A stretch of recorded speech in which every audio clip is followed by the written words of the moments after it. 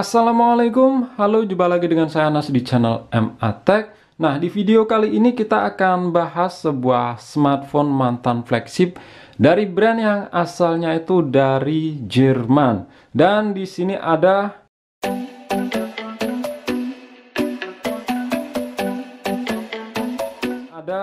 Gigaset dengan tipe Mi. Nah, mungkin kalian kalau dengar satu brand ini kerasa asing banget ya. Sedikit info aja, sebenarnya ini brand udah lama banget, yang sebelumnya ini bernama Siemens. Kalau kalian anak generasi zaman out yang pernah pegang HP di tahun 2000-an, pasti pernah dengar ya dengan brand satu ini, yaitu Siemens, yang dulu layarnya itu masih kuning, masih monokrom. Kalau kalian anak generasi zaman now, mana tahu dengan brand Siemens ini. Oke, HP ini saya beli, kondisinya itu katanya second ya, dan batangan itu dengan harga sekitar 800 ribuan. Ini Gigaset Mi, dan secara fisik di sini ini masih mulus banget sih. Ini masih mulus banget di bagian framenya, dan bagian depan ini nggak ada lecet sama sekali. Kalau di bagian belakang ini ada sedikit lecet sih. Dan ini feel-nya itu kerasa, HP-nya kerasa premium banget ya, masih kerasa flagship lah. Feel-nya itu mirip kayak pegang iPhone itu di zaman iPhone 5s ya. Ini back cover dan depannya ini sama-sama berbahan dari kaca. Dan bagian depan ini juga layarnya hitam pekat ya. Oke, kita cek dari sisi per sisi. Nah, di samping kanan ini ada tombol power, terus di atasnya ini ada slot SIM. Nah, ini dual SIM ya. Bukan HP Jepang, Docomo atau AO yang cuma single SIM. Ini dual SIM. Dan kalau ada yang bertanya bisakah pakai kartu smartphone, ini saya udah coba ternyata nggak bisa. Terus di sisi atas ada garis antena, lubang jack audio 0,5 mm, secondary microphone, dan infrared blaster. Mantap, berarti ini bisa buat remote ya. Terus di sisi kiri ada tombol volume, di bagian bawah ini ada garis antena lagi, lubang untuk speaker, port USB Type-C, mantap udah kekinian, dan yang satunya pasti lubang untuk mikrofon. Oh ya, untuk bagian frame-nya ini finishnya juga mantap banget. Ini berbahan dari stainless steel. Terus bagian belakang ada motif seperti ini ya. Ini menyambung ke garis antena. Oke. Ini ada tulisan Gigaset, sensor midai di jari, ada dua tone LED flash, kamera, dan sensor detak jantung. Dan bagian depan ada layar yang kelihatan hitam pekat ya. Ini cuma 5 inch mungil. Terus ada lubang, nggak ada lubang. Pasti kalian bertanya, loh, ini kok nggak ada lubang untuk earpiece? Jadi di sini itu pakai teknologi yang mirip dipakai di Sharp Aquos Crystal ya. Jadi itu earpiece-nya ada di dalam layar. Cara kerjanya itu mengirimkan gelombang suara ke seluruh layar. Ada kamera, terus sensor, dan ini ada LED notifikasi, tulisan Gigaset. Oke, di bawah layar ini nggak ada tombol navigasi ya. Dan ini langsung kita tes saja untuk sensor mindai di jarinya. Nah, di sini performanya sih nggak bisa dibilang cepet ya. Nah, tapi udah lumayan lah ya. Memang kebanyakan HP zaman dulu ya gini, nggak cepet-cepet banget. Oke. Dan jujur layarnya ini bagus banget ya. Ini 5 inch tapi punya resolusi tinggi, yaitu Full HD. Dan memang kualitas warnanya ini bukan kaleng-kaleng ya. Ini nanti kita lihat pakai panel apa. Untuk aplikasi semuanya terpampang di home screen, nggak ada apps driver. Ini jaringannya 4G ya. Nah, ini saya pakai kartu Telkomsel. Nah, di sini menu-menunya ada smart remote. Nah, ini bisa untuk remote, terus health. Ini sebagai sensor detak jantung. Kita coba ya. Kita start. Nah, ini nyala. Oke, kita tunggu aja. Nah, ini hasilnya di 63 bpm ya. Oke, kita lihat di bagian pengaturan. Nah, jujur ini agak kurang smooth ya. Kalau kita tekan ini nggak langsung tek buka gitu. Ya, ini sudah ada bahasa Indonesia. Tentang ponsel, Androidnya masih 5.1 Lollipop. Dan ini saya udah cek di sistem update, ternyata nggak ada updatean lagi ya, mentok di 5.1 Lollipop. Oke, kita cek hardware-nya menggunakan ini dulu, CPU Z. Nah, ayo kira-kira pakai apa? Nah, di sini pakai prosesor Qualcomm Snapdragon 810 1,77 GHz. Nah, ini clock speednya diturunkan ya, dari yang ya biasanya itu ada di 2,0 GHz.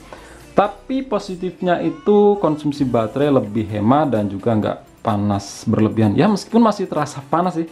Dan kalian pasti udah tahu ya dengan performa Snapdragon 810 ini. Yang menurut saya ini prosesor yang paling gagal ya di seri Qualcomm. Ini memang kerasa panas. Dan yang paling nggak enak itu kalau udah panas ya, sedikit panas itu performanya akan nge-lag ya. Dan yang pasti kalau untuk zaman sekarang nggak banget untuk game. Nah, di sini fabrikasinya 20 nanometer, octa-core A57 1,77 GHz dan 4 kali ARM Cortex A53 1,56 GHz. GPU-nya Adreno 63 bukan, ini 630, ini clock speed ya, MHz Adreno 430. Oke, resolusi layar 1080 x 1920 atau Full HD. RAM 3 GB, terus internal storage dari 32 GB yang bisa kita pakai sekitar 23 GB. Terus kita cek di aplikasi AIDA 64 untuk prosesor dan RAM-nya tadi udah kita lihat ya. Jadi langsung menuju ke display aja. Dan pantes aja ini layarnya bagus banget ya. Dan ternyata pakai layar GDI, dimana GDI itu kepanjangan dari Japan Display Inc. Itu adalah perusahaan layar LCD hasil patungan dari Sony, terus Hitachi dan juga Toshiba. Pantesan ini layarnya memang bagus banget ya. Terus untuk baterai, ini baterainya kapasitasnya 3000 mAh. Untuk di zamannya tahun 2015 apa 2016 ya, lupa saya. Ya pokoknya segitulah. Rata-rata memang kapasitas baterai ya segini 3000 mAh. Terus, nah di sini saya nggak install AnTuTu Benchmark ya, dan nggak bisa lihat skornya karena setelah saya coba itu untuk install aplikasi mentahan ya, yang ekstensinya itu APK, itu di beberapa aplikasi nggak bisa, jadi harus langsung download di Play Store itu baru bisa. Saya coba Share It, terus AnTuTu Benchmark dan game PUBG, kalau file mentahan yang berbentuk APK itu nggak bisa. Tapi kalau download di Play Store bisa ya. Nah, ini untuk sensor box. Nah, di sini sensornya lengkap. Sensor gyroskop ada, magnet pun ada. Terus untuk sensor kamera, kita lihat di device info HW. Nah, ini kamera belakang pakai sensor OmniVision OV16825. Ini 16 megapiksel. Dan depannya OmniVision juga 8 megapiksel OV8865. Kita cek KineMaster. Ini kira-kira bisa edit dan share di resolusi apa. Ini penting banget ya untuk kalian yang suka editing video di mobile, di smartphone. Nah, device. Nah, di sini bisa edit dan share itu di resolusi 1440p buat HD atau 2K dengan keterangan seperti ini ya. 2x 2K, terus 3x Full HD dan 3x 720 atau SD. Nah, ini udah lumayan banget. Terus, nah di sini saya udah coba sih untuk bermain game ya. Itu main game yang kelasnya bisa dikatakan ringan. Mobile Legends ini nggak enak banget ya, jujur. Itu satu match nggak sampai selesai, suhunya udah naik. Dan kalau udah naik itu grafiknya memang patah-patah banget, nge-lag banget lah. Dan masalahnya itu nggak cuma di itu saja, layarnya itu jadi delay kalau kita pencet itu nggak buru-buru respon ya. Dan memang nggak enak banget untuk nge-game di Mobile Legends aja itu nggak enak. Dan pasti jangan berharap ya untuk game PUBG Mobile, itu pasti akan nge-lag.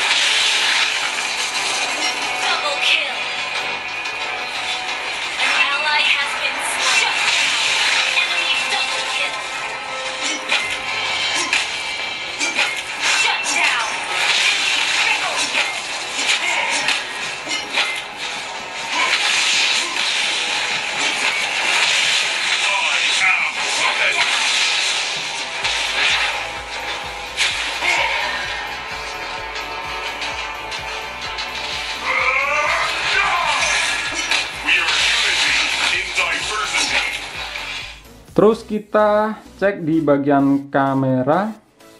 Nah, ini kamera belakang 16 megapiksel. Tampilannya seperti ini. Tuh pengaturan kualitas video kamera belakang bisa sampai resolusi 2K ya. Oke. Untuk resolusi kamera di sini nggak bisa kita atur sih. Ya, secara default kamera belakang 16 megapiksel dan kamera depan itu 8 megapiksel. Kalau untuk hasilnya untuk zaman sekarang ini masih tergolong bagus loh. Asli, serius ini masih tergolong bagus ya. Terus kondisi seperti ini juga tergolong bagus 8 megapikselnya. Kita coba jepret. Coba lagi. Mantap.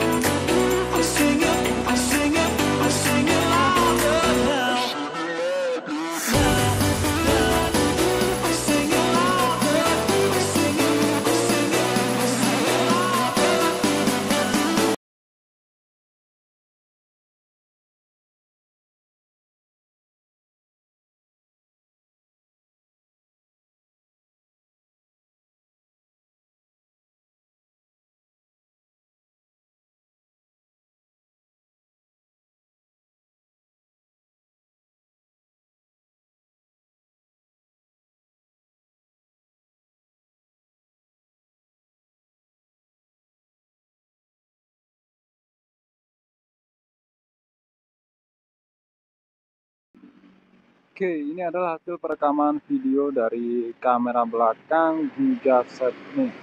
Nah, HP ini tidak dilengkapi dengan stabilizer ya, entah itu AIS ataupun OIS. Dan untuk kualitasnya silahkan kalian nilai sendiri. Ini cuacanya lagi mendung ya.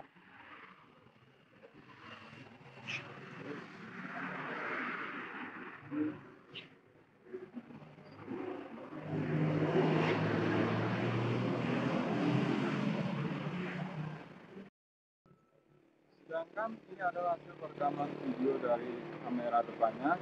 Nah, kalau untuk kamera depan ini mentok tekan 3 resolusi.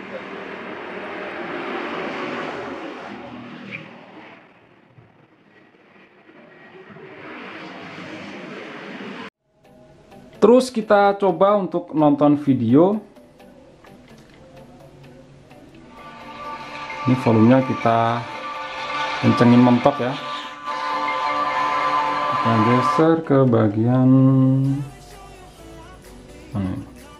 Oke, ini aja. Dan memang layarnya ini wah istimewa ya, mungil tapi punya resolusi tinggi Full HD.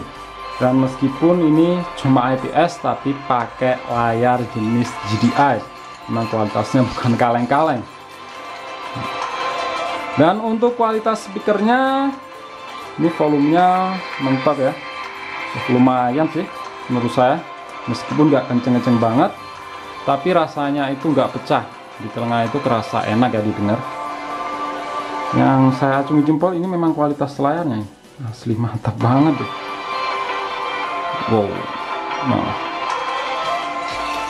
Oh ya, HP ini tuh kalau untuk dengerin musik dengan earphone ya, kita colokin ke sini, kualitasnya enak banget ya, karena ada fitur yang namanya itu ini nih, Hi-Fi dan juga Direct HD Sound. Ini kalau kita nyalakan, nggak bisa kalau kita nggak pakai earphone. Dan sensasi getaran kalau kita pencet ini tuh kayak pegang di iPhone ya, kerasa per. Intinya itu kerasa beda dari kebanyakan HP yang kita temukan. Giga Z Mini. Nah, kalau untuk penggunaan biasa sih masih enak-enak aja tanpa untuk bermain game. Baterainya itu ya nggak seboros lah dengan prosesor yang pakai 28 nanometer fabrikasi. Ini 20 nanometer fabrikasi. Dan juga nggak panas berlebih sih untuk penggunaan biasa, karena ini clock speednya kan diturunkan dari yang aslinya 2,0 GHz menjadi 1,77 GHz. Tapi hal apa ya yang kerasa kurang itu jadi kurang smooth. Kalau kita geser atau buka aplikasi itu kerasa ada jeda ya. Nah, ini kerasa kurang smooth. Oke, sekian dulu untuk video kali ini, sedikit ya berbagi pengalaman ya, hands on, ini bukan full review dari Gigaset Mi yang punya harga sekitar 800 ribuan. Jika kalian suka dengan video ini, silahkan klik like dan share jika kalian rasa video ini bermanfaat, dan pastikan untuk subscribe channel MA Tech untuk dapat informasi seputar gadget murah tapi nggak murah. Kita jumpa di video selanjutnya, dan wassalamualaikum warahmatullahi wabarakatuh. Dadah.